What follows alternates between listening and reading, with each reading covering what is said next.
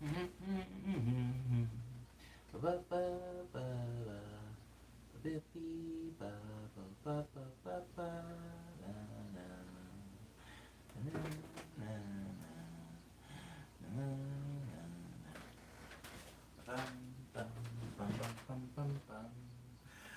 morning, everybody. Welcome to Morning Medley number 143.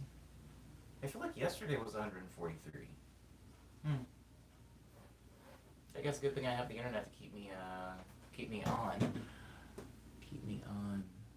schedule and on count. Good morning, Cyber. Good morning, Soothsayer. Good to see both of you guys.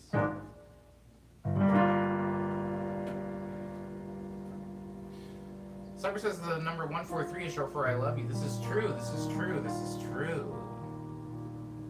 143. I love you. 143. That used to be my little sister's song. That was a song she was rather fond of.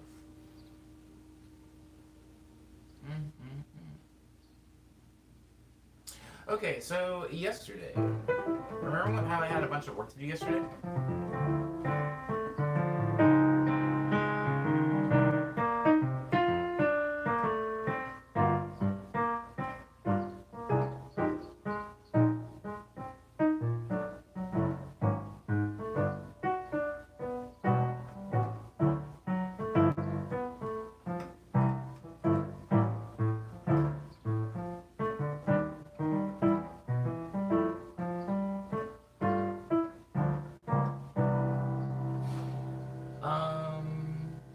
I didn't get around to most of it.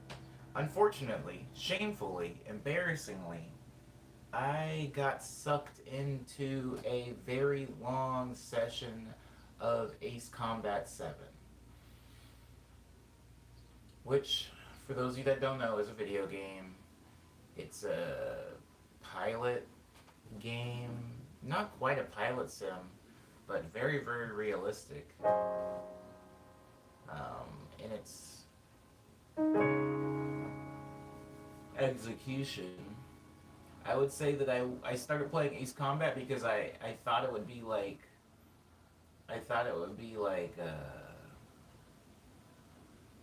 Star Fox. I thought, whoa, whoa, whoa, whoa, whoa, Sody Maniac Medusa, whoa, I haven't even done anything yet. I haven't even done anything. Are you leaving? They say good morning, Omni Boy, and have a nice day. I will have a nice day now. I'm just getting revved up, baby. I don't. Thank you though. I appreciate that. Wow, I still got like crusties in my eyes. I haven't played a full song yet. Hey, what's up, Diz? Thank you. I appreciate that. Crap. What was I talking about? Oh yeah. So Ace Combat.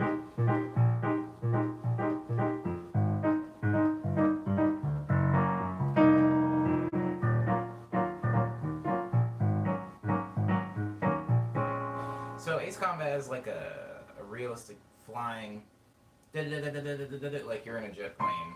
You're in like a fighter jet. But it has a very, very convoluted plot. I'm not going to get into that. But the last game I think I played like that was Star Fox, you know? And for those of you that have played Star Fox, it's a pretty easy game to play. Because I will say, whoa.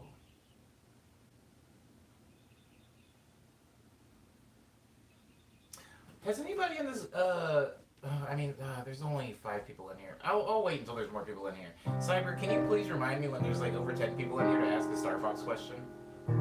I don't think that it's gonna garner any more yeses. It's gonna be a yes or no question. I just want to know if people that have played Star Fox. I feel like out of the people in the stream that would have played Star Fox 64, they're probably already here. But I want to wait until later. So I'm going to let that subject rest a little bit, and I'm going to get into the medley. I usually do it. Whoa, Isidora's here, so I can actually do the full Monty of the Signals medley. I'm gonna do. I'm gonna do The signals melody, a signals medley, but it's going to be very truncated, or shortened, condensed, for time, in the interest of time. But since Isidora is here, I'm going to go ahead and start with 78. 70's downtown.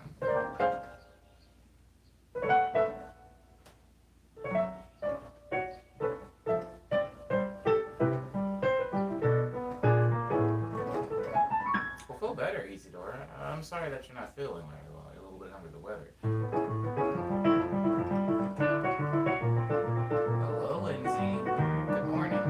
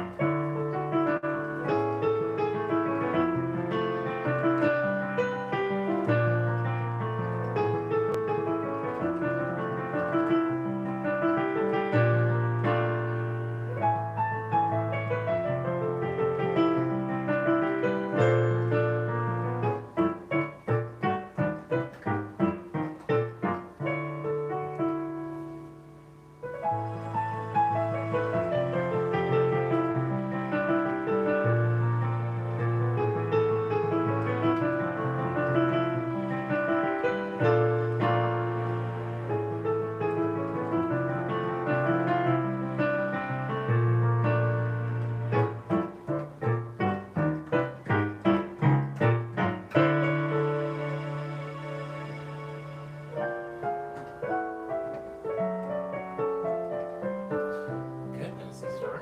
That sounds very serious.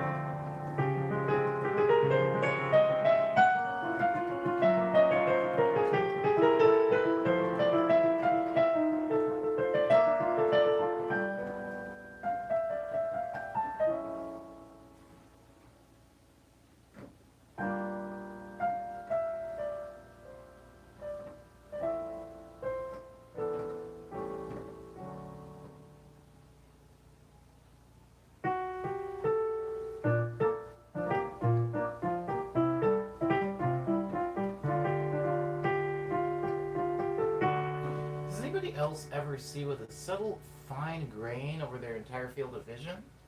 Um, no. No. I mean, I have bad eyesight. I don't know if I call it a grain filter. It's more of like a smudge filter. It's like everything's smudgy.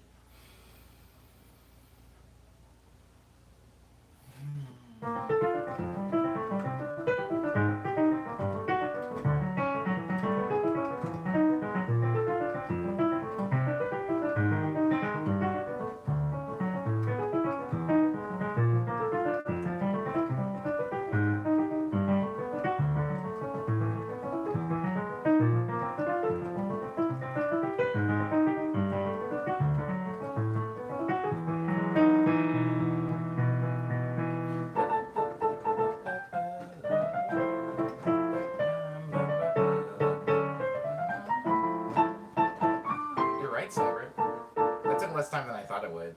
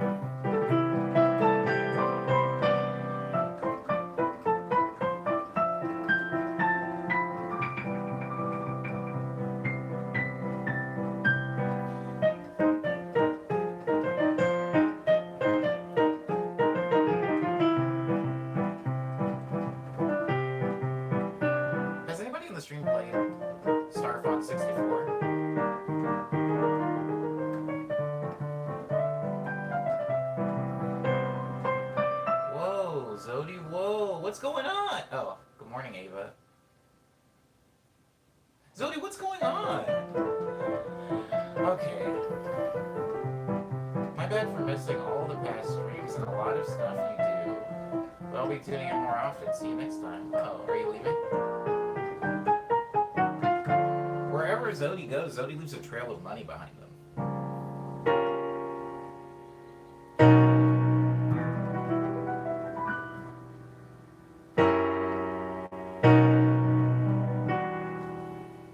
Thank you, Zodi. I do appreciate you a lot. And thank you for paying attention to the things that I do. Hope to see you next time. This mustache makes my nose itch. All of the time. Okay, nope, says Ava. Nope, says everybody. Oh, wait. Master has played it. Master.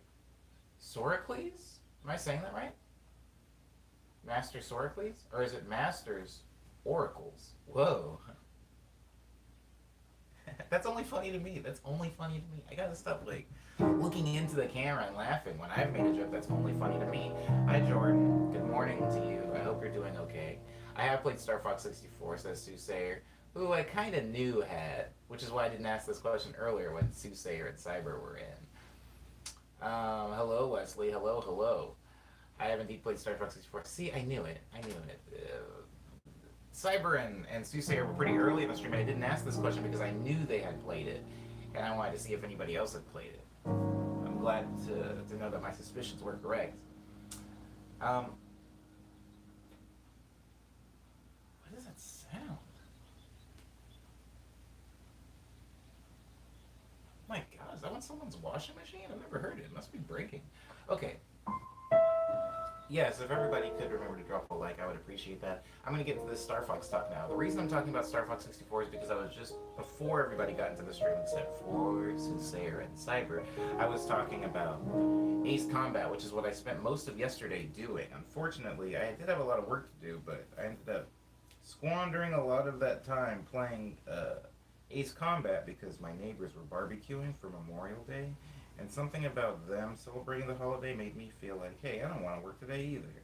And, well, be that as it may, I played a bunch of Ace Combat, and I wanted to talk about Star Fox for a moment, which was the only other fighter pilot game I played before Ace Combat.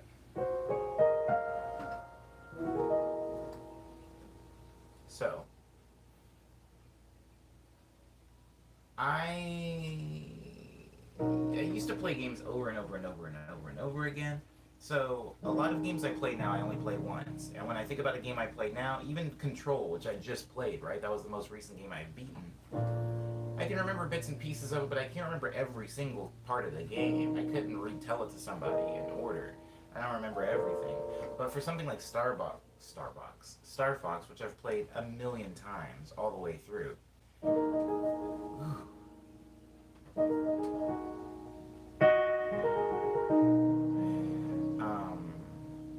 I don't remember everything from it, so I like that.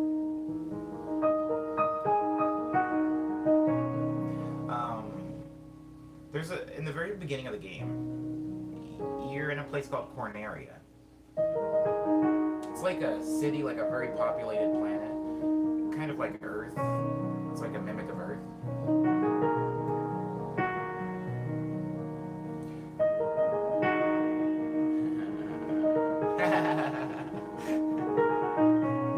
We're gonna start dropping Star Fox posts now, Cyber. Okay, so you start in this place called Corneria. You're fighting a bunch of people. They're like attacking the city. They're knocking over buildings and stuff. But at the very end, you have to fight a boss. At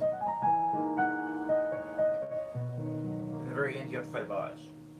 And your plane goes into like all range mode, where suddenly you can do like full 180 turns. Like your wings get a little bit wider. So it's for most of Star Fox, think of it as like a railed shooter where you're just going straight, and you can like avoid obstacles, but you can't really choose what direction you go.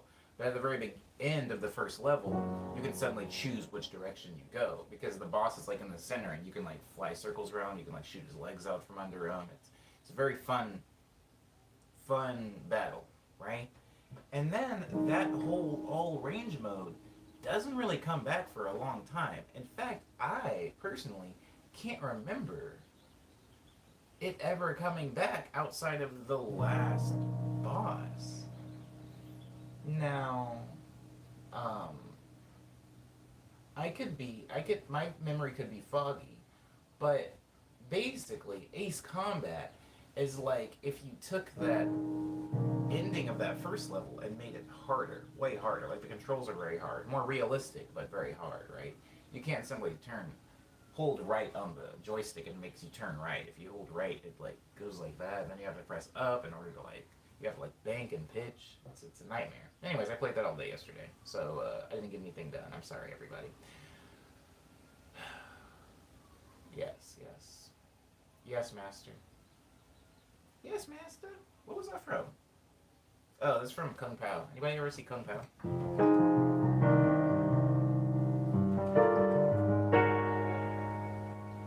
The UFO boss fight as well when you meet Bill the Beaver, says Soothsayer.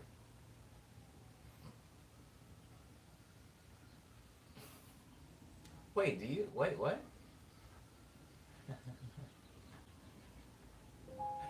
It comes back for certain bosses and in base defense modes when Star Wolf. Oh, yeah! Yes! That's right. Oh my god. See, yes. Okay, so remember how easy that was?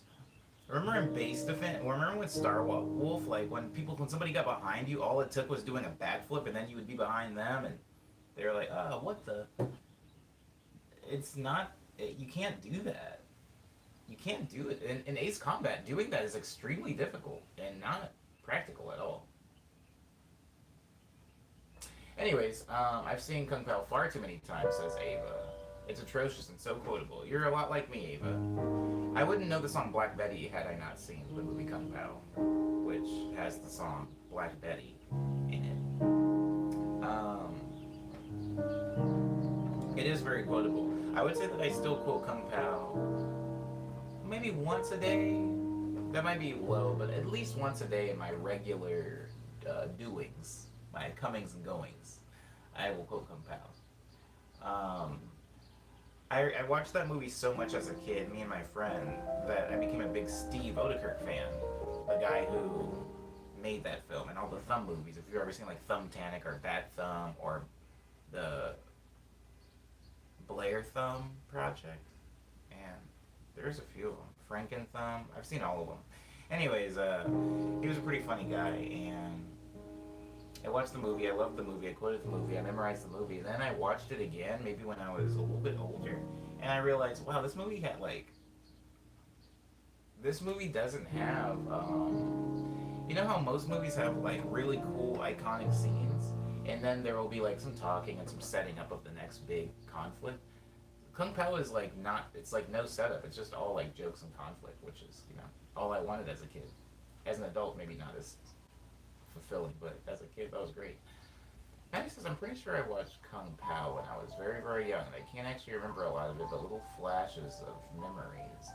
I found a copy of Thumb Wars the other day, says Cyber, which was very good.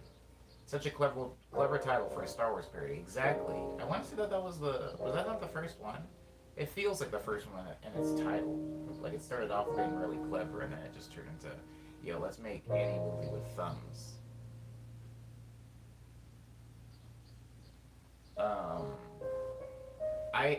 I remember every single line from the Blair Thumb Project, and I can remember being in tears, laughing, like holding my gut, like me and my friend just on the floor, like snot and tears, like this was the funniest thing we'd ever seen, and I miss that dude. Anyways, I found a video today of me at a club in Arizona, and it's hilarious. I'm gonna post it on social media because it made me smile. I'm not having a very good time in the video. I'm gonna get back to the medley now. we started a signals medley. I only really did it because Isidora was here and I wanted to play 78 for her. But we can get back into the regularly scheduled medley.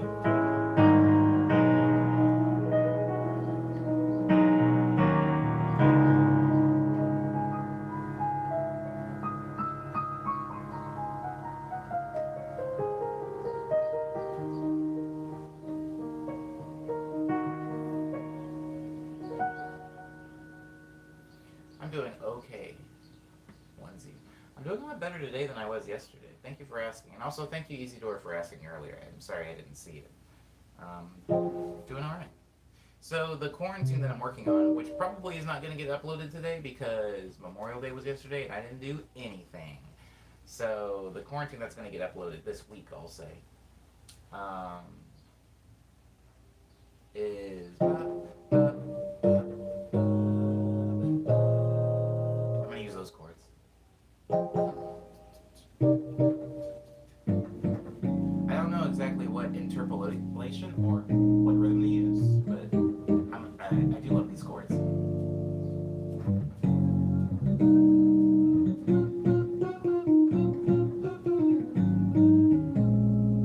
Like that. Or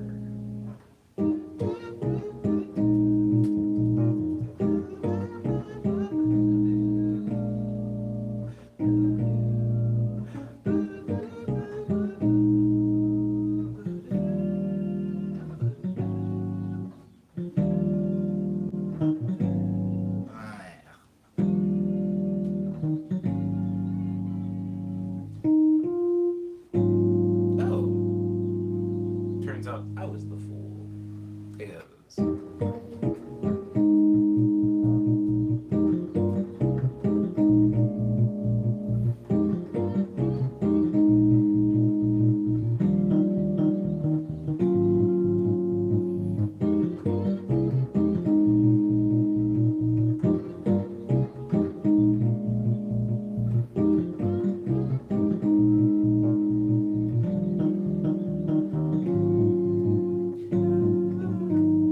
yeah, I think that's probably gonna be the chorus for the quarantine.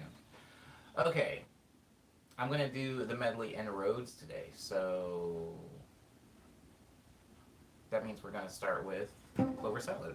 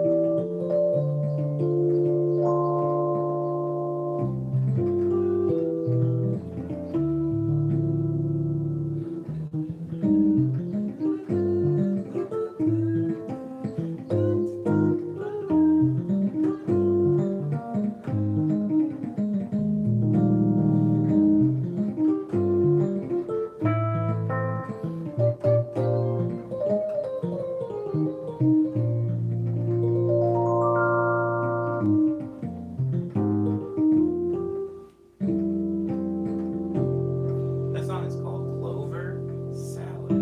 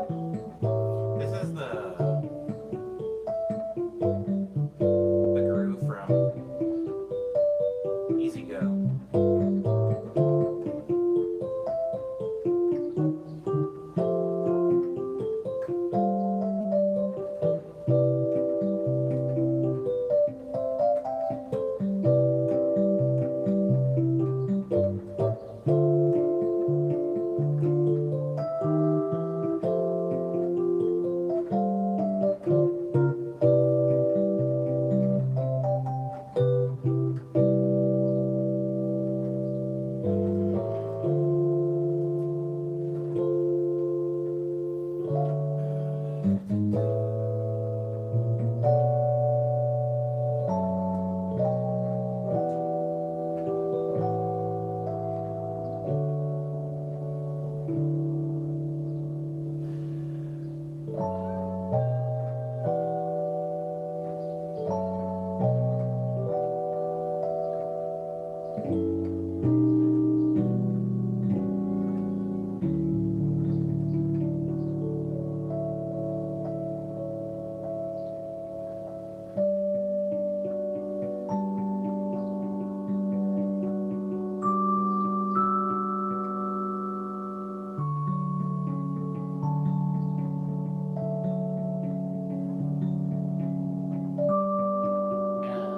this song is called Embrace.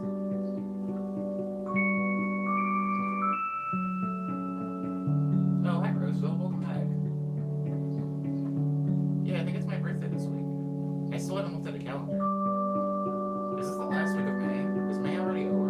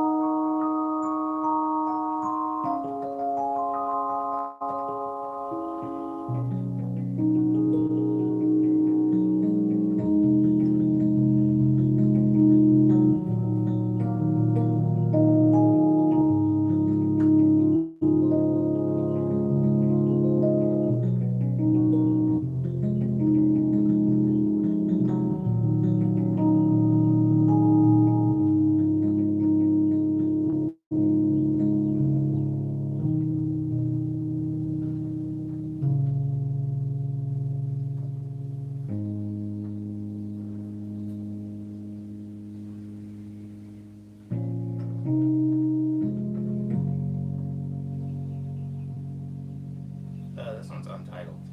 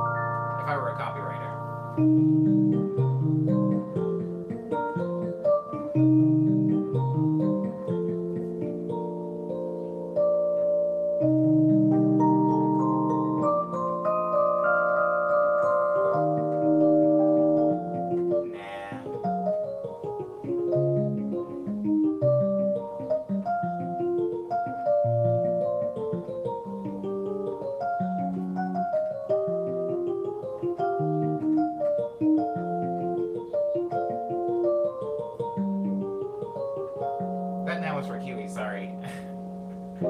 Said that out loud, but didn't specify who I was talking to. Get out of here, scram. You know, I have a screen. I have a screen to keep the flies out. Something about screens feel very oppressive to me. I don't know. I like being able to reach out.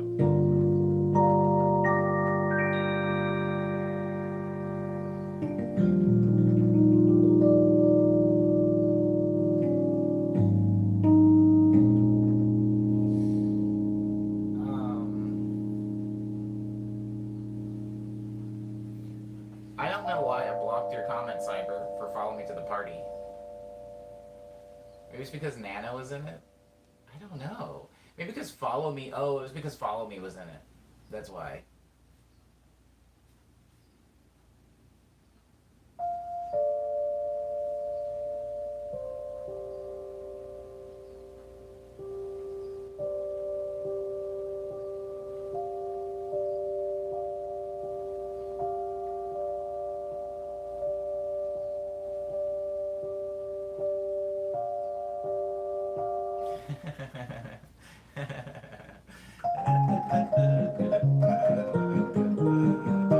No, I don't want to play it with roads. We've exhausted our roads capabilities, guys. Nah.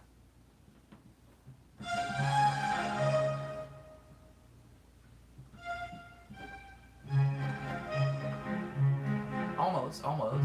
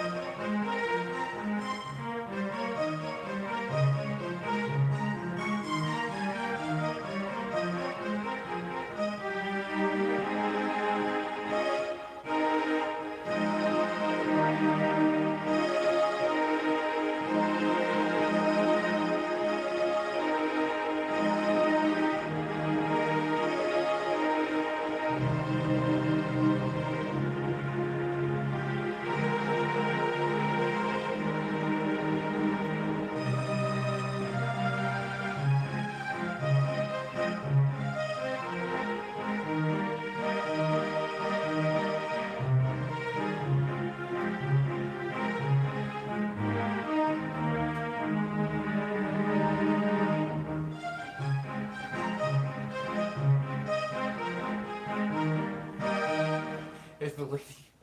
Is the lady screaming at its strength?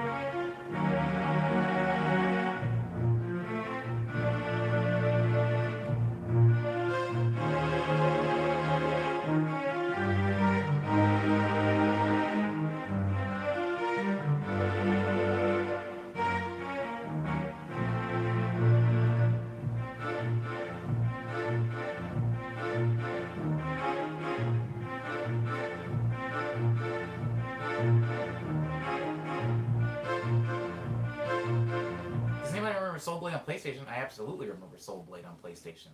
Jordan? That sounds like a question I would ask.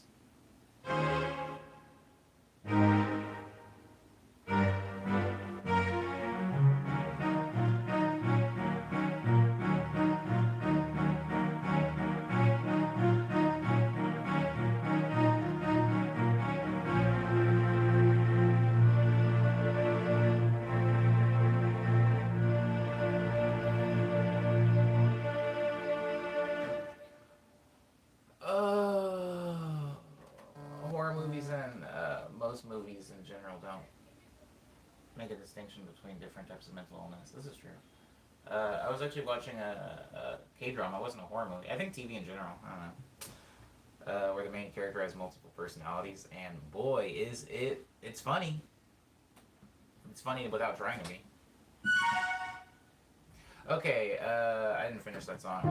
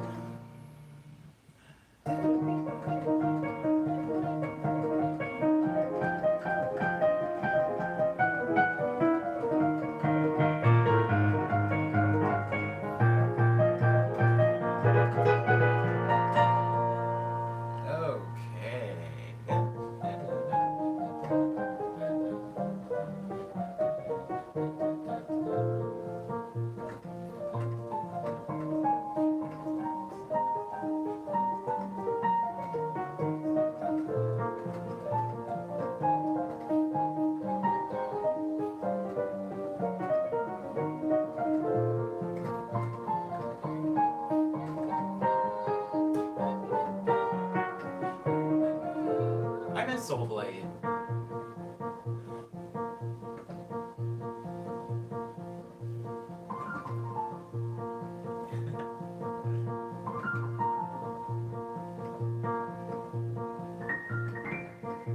What is that?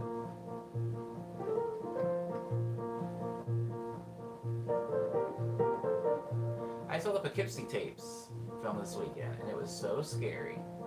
Am I pronouncing that right? Poughkeepsie? I've never seen this word before.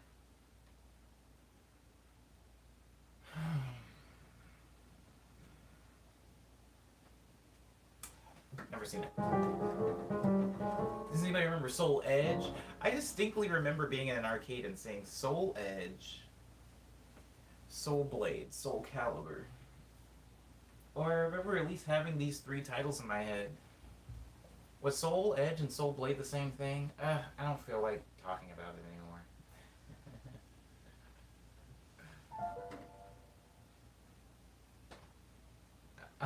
Omni, how'd you say it was with zero hesitation? I don't know. I read a lot of things with zero hesitation, and most times I'm wrong. Was I wrong with that one too? Is it not Poughkeepsie? Oh, Poughkeepsie.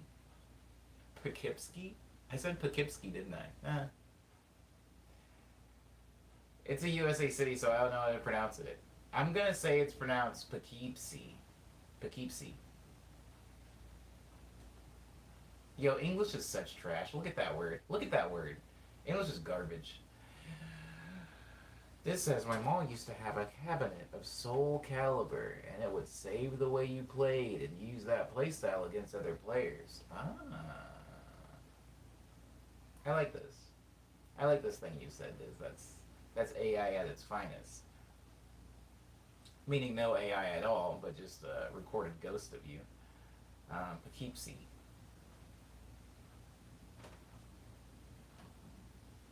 Maddie says no.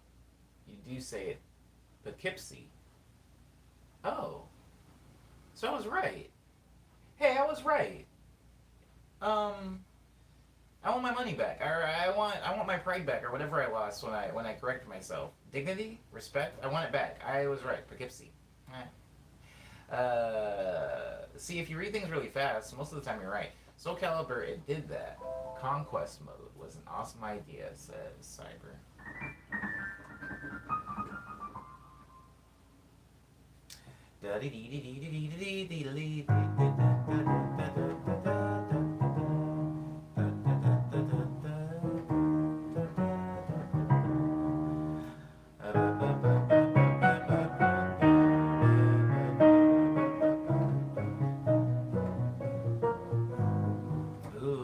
What if I made it hopping and skipping and jumping? What if I did that with the witchy song?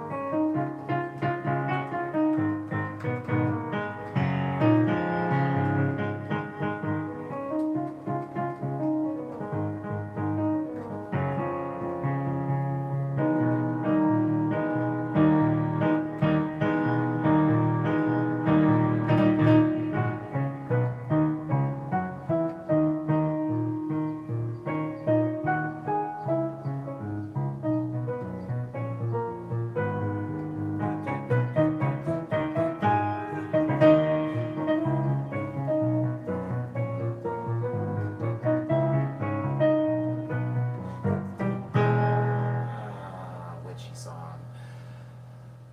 Um, this one bud who played Nightmare says this, still talking about Soul Calibur, was really hard to beat though. Nightmare. What a pickle. What a pickle of a man. The reach on that sword was just, criminal. It was criminal. Maddie says, I feel so lucky that English was my first language because I can't imagine having to learn English with all the stupid breaking of rules. Yeah. Maddie, I'm never not impressed by somebody who learns English as a second language. There's a there's a there's a TV show that comes on one of my TV channels. Who cares? And there's a dude that speaks Korean, Japanese, and English, and he speaks English with like no accent, and it's so scary. Listening to somebody speak English as a second or third language with like no accent, with like an American accent, is like very scary. It makes me very uncomfortable, in a good way. You know, like a good uncomfortable, like getting into a cold pool for the first time. Liana says Pickle Rick. I don't know. I must have missed something. I probably missed something because that doesn't.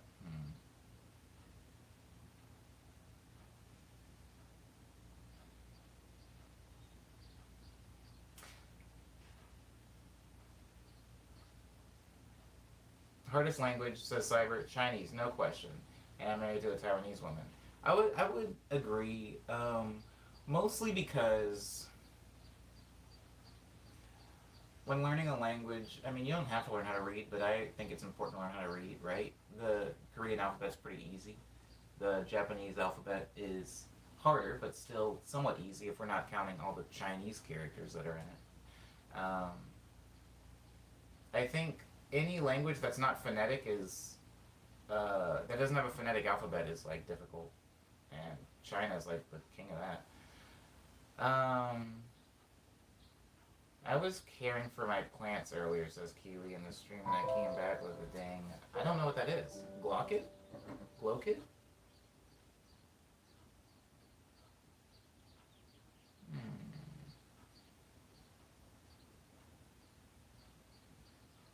What? Took 2 years of Chinese, says Ava, and the nice thing about tones is you just remember that ma can mean what, oh, or an obscenity, depending on the tone. Word, word, word. Yeah, I don't necessarily like this. I don't like languages that rely on tone and inflection.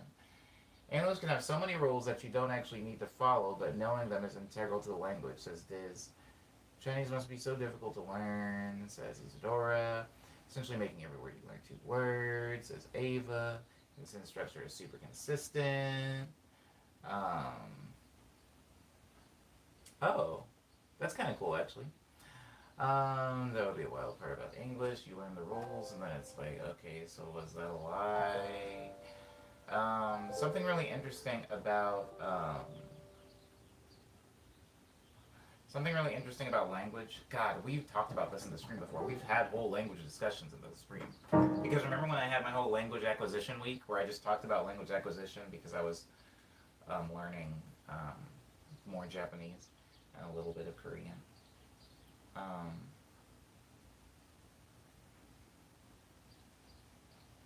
exactly. Oh, see, Ava's ahead of me. That's where I was going. So Ava's talking about context. I think that I think that when learning a language, I was I was talking to, or I wasn't talking to, I was rather listening to somebody who had learned a lot of different languages, a lot like seven. He spoke seven languages, and he was like, grammar isn't important. He was like, I wouldn't spend a lot of time trying to learn grammar, learning things like prepositions. He was like, most of how children learn English and learn how to communicate with other people is from learning language in large chunks. And instead of learning grammar, they just learn how to say I want, and then they will say um, he want or she want, and we kind of just know through context what the kid means. If we want to, we can gradually correct the child, and the child will then learn how to, say these words right. But in general, all languages is being able to communicate, and I would argue that being able to communicate with somebody successfully, you have done a good job in the language. Obviously, there's lots of like grammatical things, right? Like, I don't speak proper English. A lot of us don't. I come pretty close. I think most people on the West Coast are the.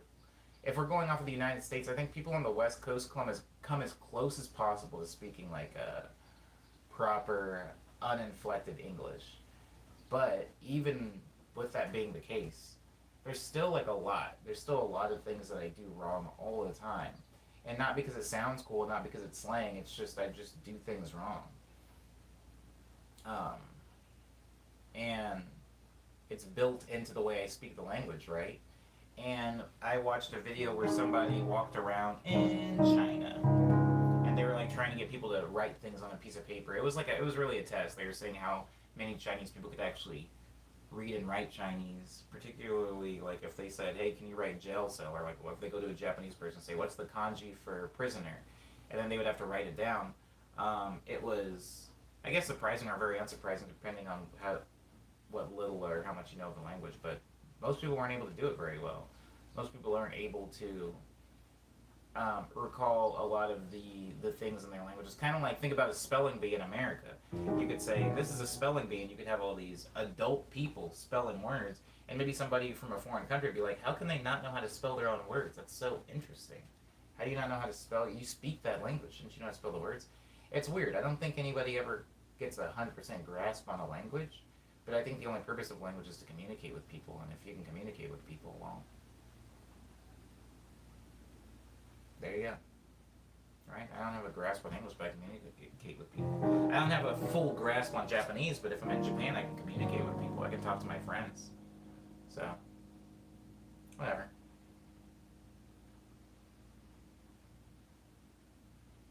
This is true, Maddie. Emphasis is very important in English. While inflection is not, emphasis is very important. I think because in English, you can rearrange sentences a lot, right? Like things like subject, verb, and stuff like that. You can move. There's like a million ways to say one thing by moving around the verb and tenses and subjects and object, you know? And sometimes we rely on emphasis to do that for us so that we don't have to move things around. Funny story, says Diz. I was walking to work one day and these Chinese tourists asked me if they could climb the nearby suspension bridge, but it turns out that the actually meant they wanted to walk across it. Yeah, indeed. See, stuff like this. Stuff like this. You know what they meant. They're just communicating. I don't run into Chinese tourists very often, but I run into Chinese people a lot. A lot. Because of where I live. Leanna says, what is proper though? There's so many dialects. True, true, true. Leanna. I mean, I don't know, some old crusty dude dead somewhere decided what was proper, and we stick by it or stray very far from it today. I like the Buffalo sentence says cyber.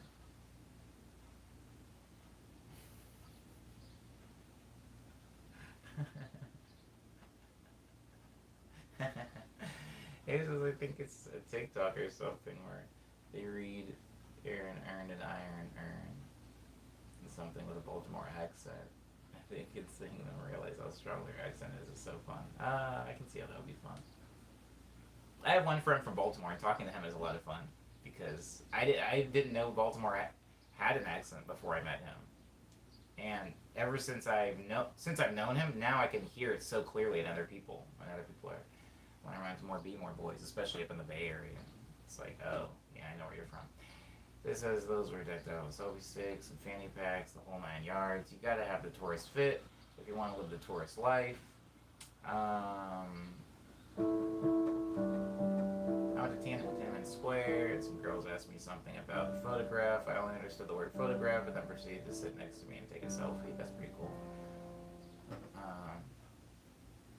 That's cool. I hope that photo's saved somewhere, Ava. Okay.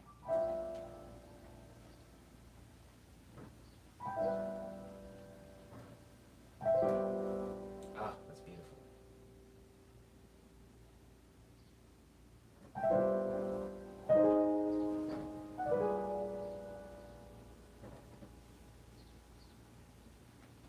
Mmm. Word. Yeah, me and Kiwi do not have the same accent. I know. I don't think I have an accent, but I think that I have a specific speech pattern that's a product of my parents. I think my speech pattern and slang is like, and phrases that I use are a mix of like Southern Baptist people, um, and yeah, just hood rats, hood rats. I mean, I clean it up for the stream. I clean it up for the stream. I mean, there's nothing to clean up. I'm not a vulgar person, but um, I talk to the stream as if I would talk to, I don't know, a job interview.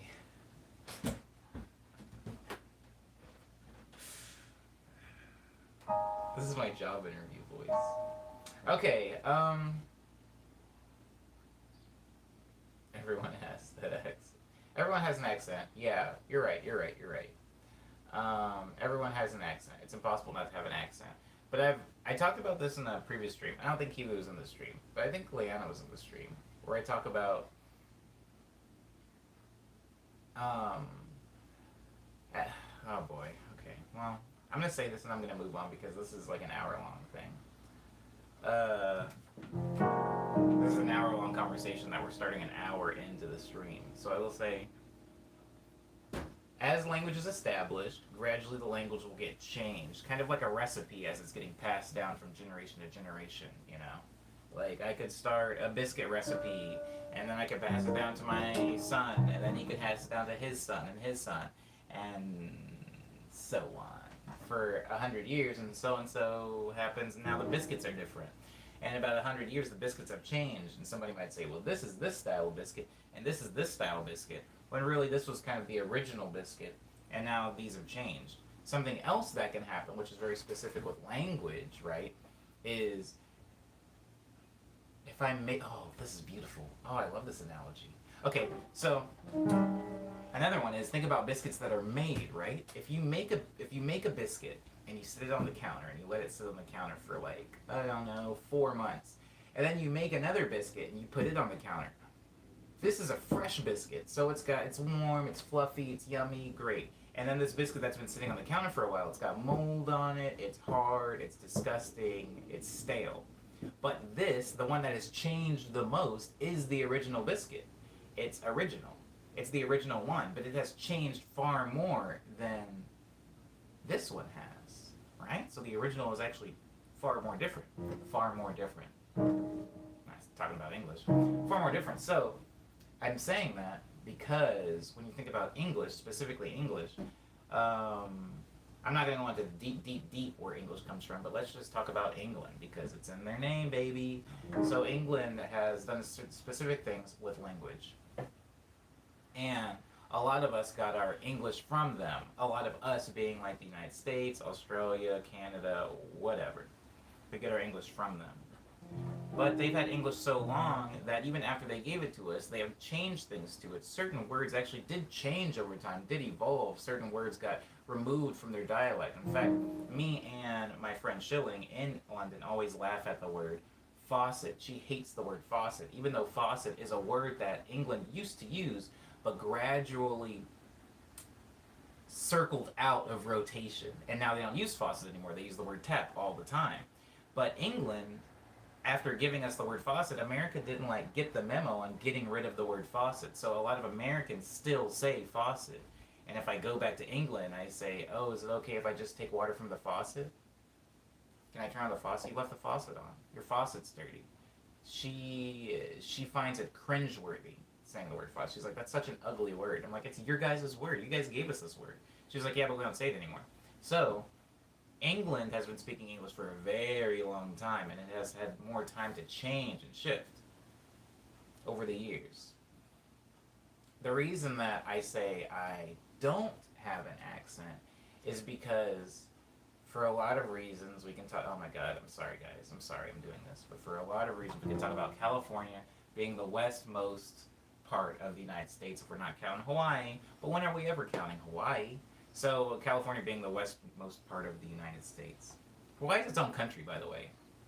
I don't count Hawaii because Hawaii just is a country. Anybody that has their own very steeped culture and they had their own like royal family and they had their own language and everything. It was a country. I know what happened historically, why we turned it into a state, but I'm not counting it in this thing. So California being the most westward, a lot of things about California are a lot newer than the rest of the country. Um, when I'm talking about newer things in California, like if you think about California fashion, if you think about California culture, maybe not today with the internet, but originally California was the newest land. The newest. I know that Oregon and Seattle are up there, but the West Coast was like the newest. While the East Coast had a lot of time to gestate and change and shift and evolve, California was pretty much untouched for Americans, untouched for the settlers or whatever. And so, a lot of the things that have had time to develop in other parts of the country, like the East Coast or even the Midwest, and change, haven't really happened to California. Or it didn't happen to California as quickly. When you think about a lot of the vernacular in Southern California, yeah, there's a lot of Spanish mixed in here because of our proximity to Mexico, even as far as like street names, the cuisine, the overall culture of Southern California is very flavored by Mexico.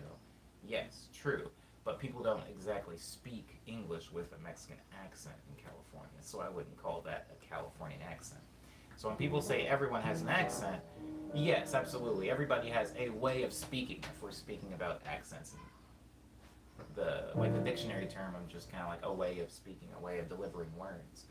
However, when people say that there is a strong or recognizable California accent, I feel like the strong recognizable California accent is a mixture of the absence of having a true like accent dialect and just being the simplest delivery of the words.